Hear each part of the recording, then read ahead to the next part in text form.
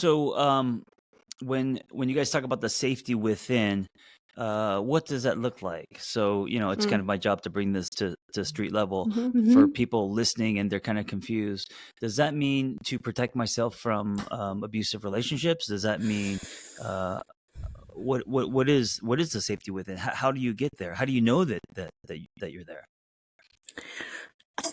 It's such a big You want to take question. that? Like, no, in 5 minutes, answer it. I know. Thank you for listening, and we will see you. Right? Leave it there. I mean, I think it's a lifelong journey. I'll speak for myself. Mhm. Like, as an adult child of dysfunction, I think that there's a kind of normal that I'm used to that many people are used to when it comes to, as you spoke to, John, abusive relationships or abusive Mhm. systems of any kind. We are in an abusive Mhm. system. Like, we That's live right. in one, Right. right? And so I think Mm. that it's so easy to have an abusive relationship with ourselves because of that. I know I Yes. really internalized a strong inner critic. Vanessa, you and I have talked about that too. It's so easy to have that.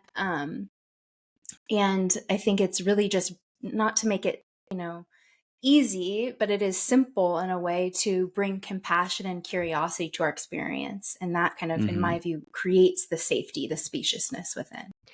I love that you know what I think is so important for us to understand, like you said, Tanya, it's like understanding that at our core, at our foundation as beings, we live in an abusive, dysfunctional system, right?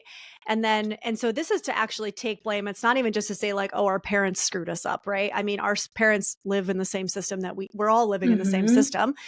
And so if in a perfect world, our family system and then the system in which we live is what helps us create a sense of internal safety. So Whew. what that means for me is I know that I'm okay no matter what. I know that, this person outside of me can be acting any sort of way, but I know that I've got me and I can stay kind of like a rock in the chaos, right? Or I can not completely get overwhelmed and lose my shit over, the air quote, like small things. I mean, there's a lot of ways that I think having a sense of safety within actually manifests in behavior. But I think that because the vast majority of us were not raised with those tools, Yeah. this is now the life work of us as adults, right? Which is to actually build a foundational toolkit that Mhm. in a perfect world we would have actually had as children growing up.